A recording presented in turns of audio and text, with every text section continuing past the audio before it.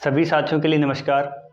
हम लोग आज संविधान का भाग 5 शुरू करने जा रहे हैं। इससे पहले हमने 4 भागों का अध्ययन विधिवत रूप से हम कर चुके हैं। भाग प्रथम में हमने भारत का जो संघ राज्य क्षेत्र था उसके बारे में बात की। उसमें हमने अनुच्छेद 1 से लेकर के 4 तक पढ़े। भाग 2 में हमने नागरिकता के बारे में बात की। उसमें हमने अनुच्छेद 5 से लेकर के 11 तक की चर्चा की। उसके बाद हमने भाग 3 पढ़ना शुरू किया था। भाग 3 में हम लोगों ने पढ़ा था कि मूल अधिकार क्या क्या हैं, कौन कौन से मूल अधिकार हैं। उसमें हमने अनुच्छेद 12 से लेकर के टोटल 35 तक का अध्ययन किया। उसके बाद हमने राज्य के नीति निर्देशक तत्व पढ़े, वो हमने अनुच्छेद 36 से लेकर के 51 तक पढ़े।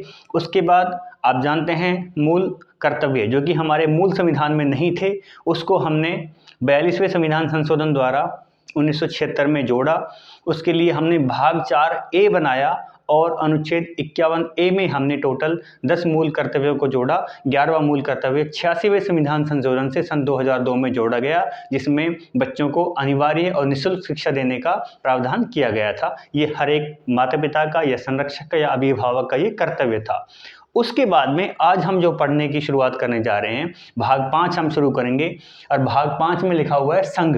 ठीक है, संघ का मतलब आप जानते हो। इसमें मैं आपको कम शब्दों में बताऊं तो इसमें हम जो सेंट्रल लेवल की जो चीज़ें हैं, केंद्र सरकार, राष्ट्रपति, उपराष्ट्रपति, प्रधानमंत्री, मंत्री परिषद, ठीक है, सुप्रीम कोर्ट, जो केंद्रीय स्तर की जितनी भी संस्थाएं हैं या केंद्रीय स्तर का जो ढांचा है, उसमें संसद भी आ गया, उसके अंदर लोकसभा भी आ गई, राज्यसभा भी आ गई, संसद के अंग सारे आ गए। वो सारी की सारी बातें हम यहाँ पढ़ेंगे।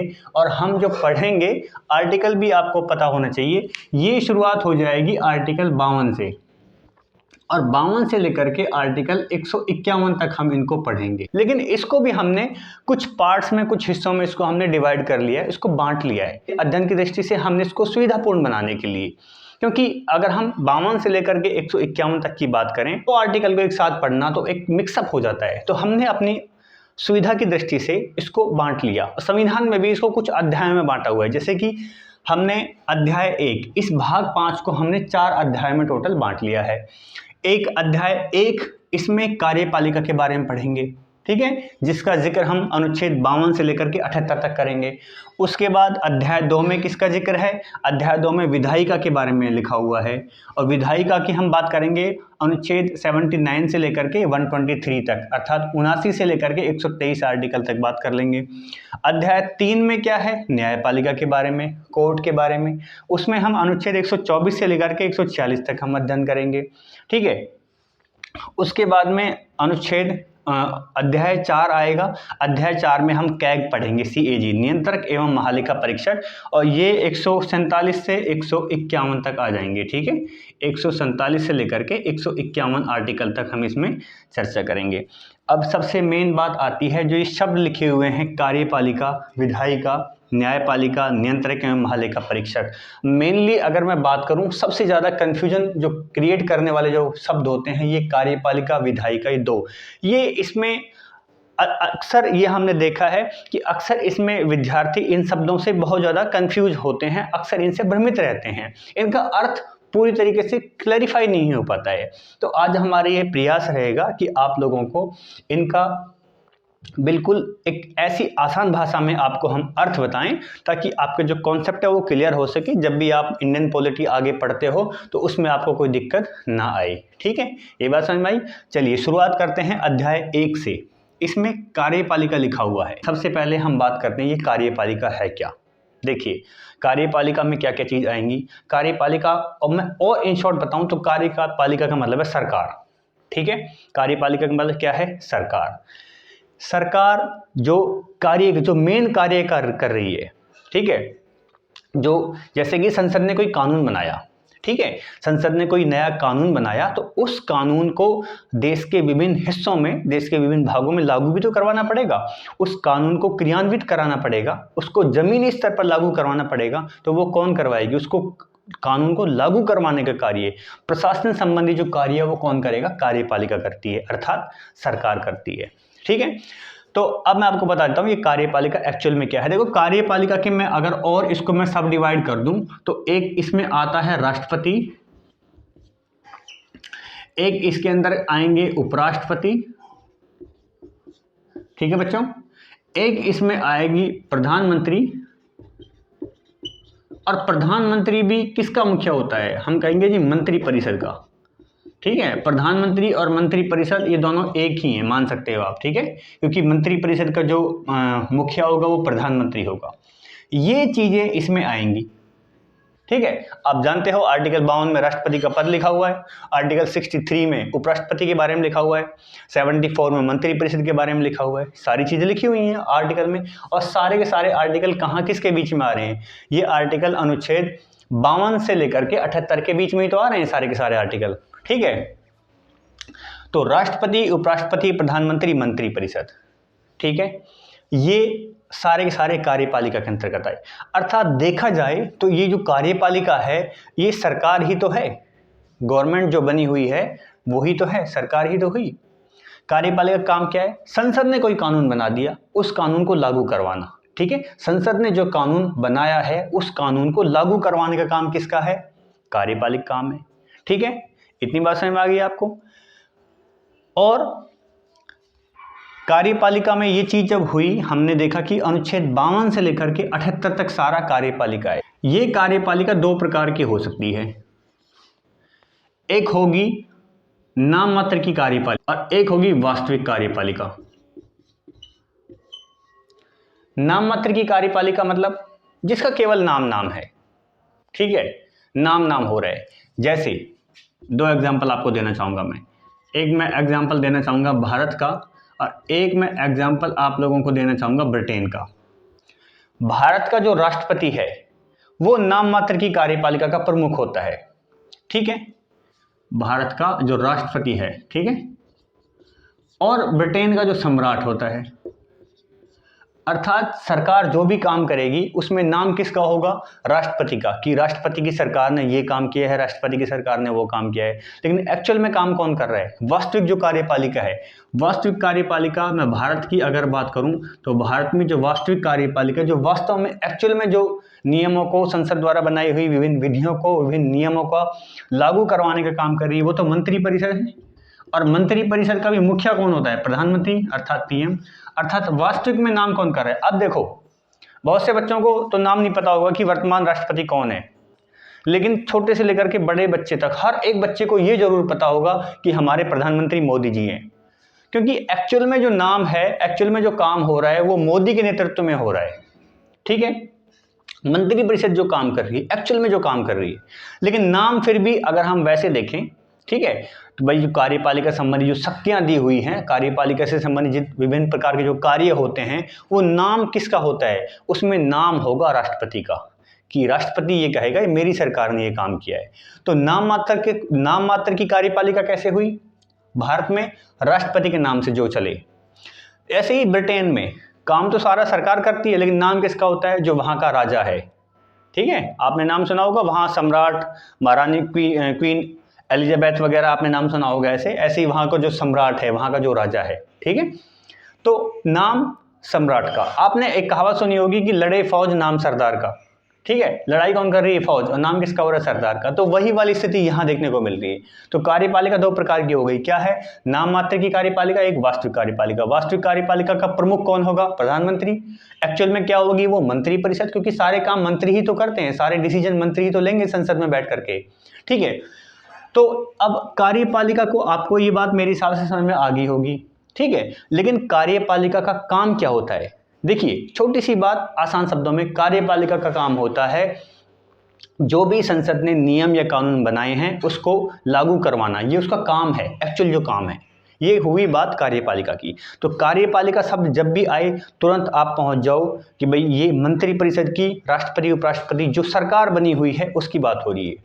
ठीक है, वैसे कहने के लिए देखो, लोकसभा में कितने हैं मेंबर, 543 मान लो, दो एंग्लो इंडियन को हटा दे तो। राज्यसभा में कितने हैं, 245।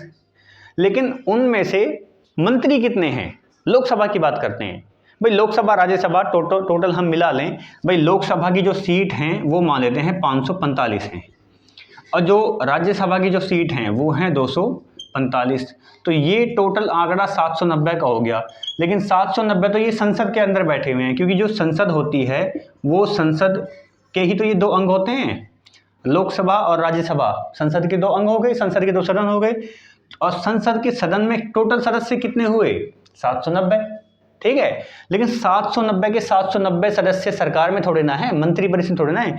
आज की डेट में मंत्रिपरिषद में टोटल 76 मंत्री हैं, 76 मोदी कैबिनेट में। हो सकता है आंकड़ा 1-2 ऊपर नीचे हो, 70 मान लीजिए आप अप्रोक्स।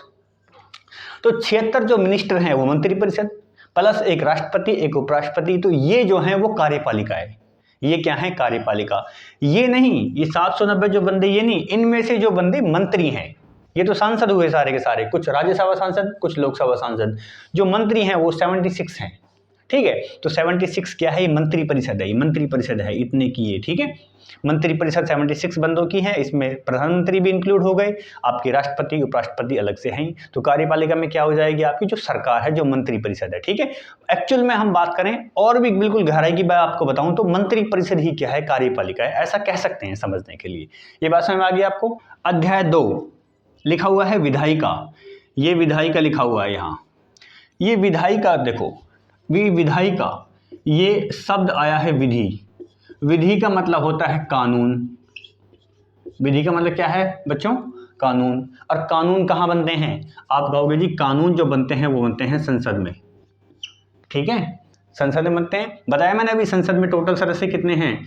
790, जिसमें से राज्यसभा और लोकसभा है ना। संसद के 2 सदन होते हैं, एक तो होता है लोकसभा, एक होता है राज्यसभा। लोकसभा में टोटल 545 सीटें, राज्यसभा में टोटल 245 सीटें। ठीक है, बात समझ में आ रही है आपको? तो ये जो संसद है, इसमें लोकसभा के सदस्य, राज्यसभा के सदस्य है, कोई कानून हमें बनाना है तो हम कानून को, और संसद का एक तीसरा अंग भी होता है बच्चों, वो होता है राष्ट्रपति। भाई कोई कानून बनाना है, कोई भी कानून है, ठीक है, मान के चलो कोई XYZ नाम का कोई कानून है, ये कानून हमें बनाना है। तो इस कानून को हम पहले कहाँ लेके आएंगे? लोकसभा में। लोकसभा में इसके ऊपर वोटिंग होगी, अपना अपना इसके ऊपर मत देंगे, सब अपने विचार प्रकट करेंगे कि भाई ये कानून जनता के लिए ठीक होगा या नहीं होगा। अगर ये लोकसभा से पास हो गया 2/3 बहुमत से, ठीक है, 2/3 बहुमत से अगर ये पास हो गया तो फिर कहाँ जाएगा? ये राज्यसभा में। ठीक है, राज्यसभा में भी ये पास हो गया तो ये कहाँ जाएगा? राष्ट्रपति के पास। राष्ट्रपति इसके ऊपर अपने हस्ताक्षर करेंगे, अपनी स्वीकृति देंगे। ठीक है, राष्ट्रपति अगर साइन कर देते हैं, राष्ट्रपति को लगता है कि भाई ये कानून ठीक है, जनता की भलाई के लिए है, ठीक रहेगा, तो जैसे ही राष्ट्रपति इस पर साइन करेंगे तो वो एक कानून बन जाएगा। ठीक है, बात समझ में आ गई? और वो कानून जो बना है, तो कानून किसने बनाया है? ये संसद के ही तो अंग हैं तीनों, लोकसभा, राज्यसभा, राष्ट्रपति। तो जो XYZ जो है वो एक विधि बन चुकी है, अब एक कानून बन गया है। विधि का मतलब क्या होता है? कानून। तो ये विधि बनाने का काम कौन कर रहा है? संसद। तो हम संसद को ही क्या बोलते हैं? विधायिका। ध्यान रखेंगे, संसद को ही क्या बोलते हैं बच्चों? विधायिका बोलते हैं।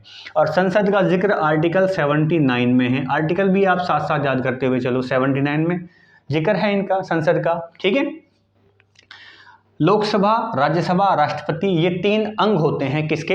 विधायिका के, या फिर उसके। अब विधायिका, और एक शब्द और, बहुत सी जगह पे आपको ये विधायिका की जगह पे ना एक नाम और मिलता है, इसको एक नाम मिलता है आपको व्यवस्थापिका। इस व्यवस्थापिका का मतलब भी विधायिका ही होता है। कंफ्यूज नहीं होना, चाहे विधायिका लिखा हुआ मिले या फिर आपको लिखा हुआ मिले व्यवस्थापिका, इन दोनों का मतलब ही क्या होता है? दोनों का मतलब ही एक ही होता है। कहने का मतलब विधायिका जो विधि बनाए, विधि कौन बनाती है? संसद। कैसे बनाती है मैंने बता दिया आपको। ठीक है, अब कार्यपालिका अलग काम कर रही है, विधायिका क्या कर रही है? विधायिका ने जो कानून बनाया है, विधि जो बनी है विधायिका में, उस विधि को लागू कौन करवाएगा? ठीक है, संसद ने, विधायिका ने तो विधि बना दी, लेकिन उसको लागू कौन करवाएगा? कार्यपालिका लागू करवाएगी। ठीक है भाई, प्रधानमंत्री तो दिशा निर्देश देंगे अपने अपने मंत्रियों को कि आपको ऐसे ऐसे काम करना है, इस तरीके से इस नियम को लागू करवाना है। मंत्री अपने अपने विभागों के हिसाब से, अपने जो नीचे जो अफसर बैठे हुए हैं जो, उनको वो दिशा निर्देश देंगे। ठीक है, इस तरीके से वो कानून लागू होगा। लागू किसने करवाया? कार्यपालिका ने। लेकिन बनाया किसने कानून? विधायिका ने, संसद ने बनाया है। बात समझ में आ गई? अध्याय 3, अध्याय 3 में न्यायपालिका शब्द आया हुआ है। न्यायपालिका मतलब कि न्याय देना। ठीक है, जो विधायिका ने जो कानून बनाया है, विधायिका ने अर्थात संसद ने जो कानून बनाया है, क्या वो कानून ठीक है? ये जरूरी थोड़ी ना है कि संसद जो कानून बना रही है वो सारे कानून ठीक ही हों। हो सकता है कुछ कानूनों से जनता नाराज हो कि भाई ये, जैसे कि अभी कुछ समय पहले आप लोगों ने देखा था कि जो किसान के ऊपर जो नया किसान बिल आया था, किसानों के ऊपर कृषि जो नए बिल आए थे, कृषि सुधार जो बिल आए थे, उसका बहुत ज़्यादा एक बड़े व्यापक तौर पर उसका विरोध हुआ था। बाद में सरकार को झुकना भी पड़ा। ठीक है, हरियाणा, उत्तर प्रदेश, पंजाब के किसानों ने एक भारी भरकम तौर पे इसका विरोध किया था। तो जरूरी नहीं है वो किसानों को बिल पसंद नहीं आए। ठीक है, तो अब वो जो कानून है, जो कानून बना है, वो कानून ठीक है या नहीं है, क्या वो कानून संविधान की मर्यादाओं का पालन कर रहा है या नहीं कर रहा है, इस बात को डिसाइड कौन करेगा? न्यायपालिका। ठीक है, न्यायपालिका इस बात की श्योरिटी देगा कि ये कानून ठीक है या नहीं है। देखो, तीन चीज आई। संसद अर्थात विधायिका ने कानून बनाया, उस कानून को लागू कौन करवाएगा? उस कानून को लागू करवाएगा कार्यपालिका। ठीक है, अब अगर कार्यपालिका उसको लागू करवाती है लेकिन जनता उससे नाराज होती है, तो वो कानून ठीक है या नहीं है। सपोज करो किसी को उस कानून से ऐतराज है, तो वो सुप्रीम कोर्ट में जाएगा, सुप्रीम कोर्ट में उसका विरोध किया जाएगा। अब सुप्रीम कोर्ट उसकी व्याख्या करेगा कि वो कानून ठीक है या नहीं है। देखो, न्यायपालिका की बात, आर्टिकल 124 की बात कर रहा हूं। यहां आर्टिकल 124 में सुप्रीम कोर्ट के बारे में लिखा हुआ है सारा कुछ। तो इसमें न्यायपालिका में सुप्रीम कोर्ट की सारी चीजें लिखी हुई हैं कि सुप्रीम कोर्ट की शक्तियां क्या क्या है, सुप्रीम कोर्ट क्या क्या एक्शन ले सकता है, सुप्रीम कोर्ट क्या क्या काम करेगा, किस स्थिति में क्या क्या काम हो सकते हैं, वो सारी चीजें यहाँ न्यायपालिका के अंतर्गत आएंगी। बात समझ में आ रही होगी आपको? विधायिका का काम समझ में आया? कानून बनाना। ठीक है, विधायिका का काम क्या होगा? कानून बनाना। वो कानून बना रही है। ठीक है, विधायिका कानून तो बना ही रही है, साथ ही साथ में वो कार्यपालिका के ऊपर नियंत्रण भी स्थापित करती है। ठीक है, कार्यपालिका के ऊपर कंट्रोल भी करके रख रही है वो। संसद अपने आप में बड़ी चीज है। संसद के पास में वो पावर है, संसद चाहे तो आर्टिकल 35 के तहत मूल अधिकारों में भी कटौती कर सकती है, मूल अधिकारों में भी संशोधन कर सकती है। संसद अपने आप में एक बड़ी चीज है। ठीक है, तो लेकिन संसद तभी तो वो कार्यपालिका के ऊपर नियंत्रण कर पा रही है। ठीक है, वित्त पर नियंत्रण कि भाई सरकार कितना पैसा लेगी। ठीक है, जो हमारे खजाने होते हैं, सरकारी खजाने होते हैं, जो फंड होते हैं, कंसोलिडेटेड फंड, भारत की संचित निधि, आकस्मिक निधि, तो उनमें जो पैसे गवर्नमेंट को निकालने हैं तो वो भी संसद की अनुमति से निकलेंगे। ठीक है, संसद उसमें एक प्रक्रिया होती है उसमें। ठीक है, एक प्रक्रिया के तहत जैसे मनी बिल आएगा तो उसको लोकसभा में पेश किया जाएगा, राष्ट्रपति से अनुमति लेनी पड़ेगी। तो एक ऐसा प्रोसीजर है। ऐसे नहीं है कि आपका मन किया आपने निकाल लिए पैसे, ऐसे नहीं होता। एक निश्चित प्रोसीजर होता है हर चीज का। बात समझ में आ गई? तीन चीजें आपको क्लियर हुई। ठीक है, उसके बाद में लास्ट में क्या है? अध्याय 4। अध्याय 4 में लिखा हुआ है नियंत्रक एवं महालेखा परीक्षक। नियंत्रक एवं महालेखा परीक्षक का मतलब, इसको इंग्लिश में बोलते हैं CAG। CAG की फुल फॉर्म होती है controller attorney general, sorry, controller and auditor general. मतलब कि जो राज्य सरकारों ने या केंद्र सरकार ने जितना पैसा खर्च किया है उसका लेखा जोखा रखना, वो सारा लेखा जोखा कौन रखेगा? CAG रखेगा। सारा लेखा जोखा कि सरकार ने कितना पैसा खर्च किया है, कितना पैसा आया है, कितना पैसा जाएगा, जो पूरा लेखा जोखा जो रहता है वो सारा कौन करेगा? CAG। अर्थात इसका जो विवरण मिलता है वो 151 तक आर्टिकल में मिलता है। ठीक है, ये बात हुई अध्याय 4 के अंतर्गत। अब मैं बताता हूं कि ये जो चीजें हमने पढ़ी हैं यहाँ, इनकी आपस में इंटरेक्शन कैसे होती है। क्या मान के चलो संसद कोई बिल लेके आ रही है कि न्यायपालिका उसको रोक देगी लाने से पहले ही? इसके भी कुछ नियम कानून होंगे।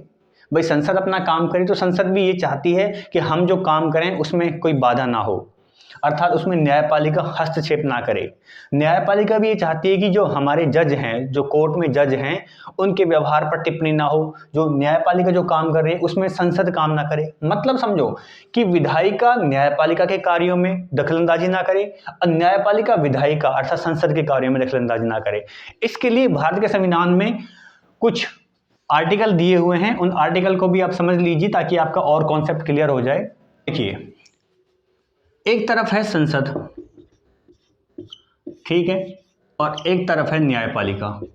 संसद ये चाहता है कि जब मैं काम करूं तो न्यायपालिका मेरे ऊपर रोक टोक ना लगाए, हस्तक्षेप ना करे।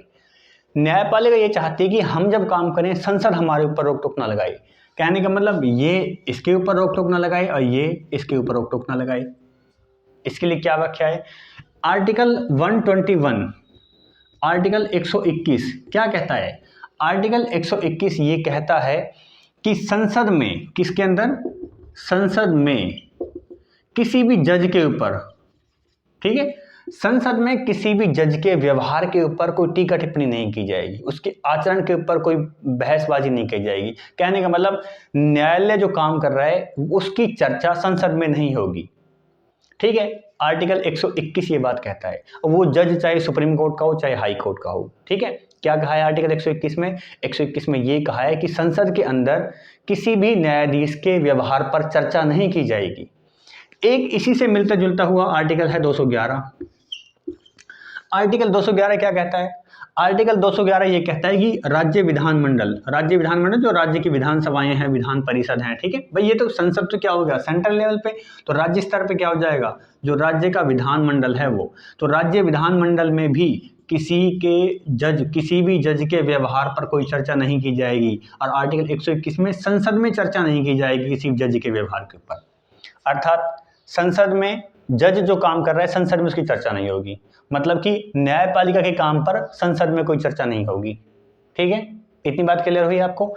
और आर्टिकल देखिए, अब ज्यादा अंतर नहीं है, थोड़ा थोड़ा आपको। आर्टिकल 122 में क्या है? 122 में ये लिखा हुआ है कि न्यायालय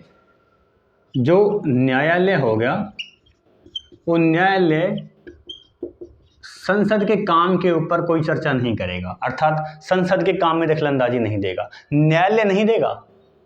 ठीक है, किसमें? संसद के काम में दखलंदाजी। ऐसे ही एक आ जाता है आपका आर्टिकल 212 में क्या है? जो न्यायालय है वो संसद तो हो गया केंद्र स्तर पर, जो राज्य विधानमंडल है, राज्य विधानमंडल के ऊपर कोई हस्तक्षेप नहीं करेगा।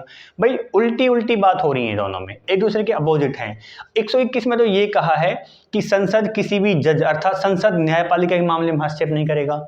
122 में उसका उल्टा कर दो, उसमें ये कहा है कि न्यायालय संसद के मामले में कोई हस्तक्षेप नहीं करेगा। ठीक है, ऐसे ही यहाँ 211 में क्या कहा है कि राज्य विधानमंडल जो है वो किसी जज के ऊपर टीका टिप्पणी नहीं करेगा। राज्य विधानमंडल राज्य स्तर की बात हो रही है। यहाँ 212 में क्या कहा है कि न्यायालय राज्य विधानमंडल में जो भी काम हो रहे हैं, कोई बिल बन रहा है, कोई नियम कानून बन रहा है, उसके मामले में कोई भी दखलंदाजी हस्तक्षेप किसी भी प्रकार का नहीं करेगा। एक आर्टिकल और आपको याद आ जाना चाहिए इस समय, आर्टिकल 50। आर्टिकल 50 में याद करो क्या बात थी? आर्टिकल 50 में ये कहा था न्यायालय और कार्यपालिका का पृथक्करण, कि भाई न्यायालय अलग काम करेगा, कार्यपालिका अलग काम करेगी, दोनों आपस में जो है दखलंदाजी एक दूसरे के काम में नहीं देंगी। राज्य के नीति निर्देशक तत्वों में ये बात स्पष्ट तौर पे कही गई थी। बात समझ में आ गई आपको? तो ये था संविधान का भाग 5, इसकी हम आगे पढ़ेंगे। हम विधिवत रूप से अब स्टार्ट करेंगे कार्यपालिका के बारे में।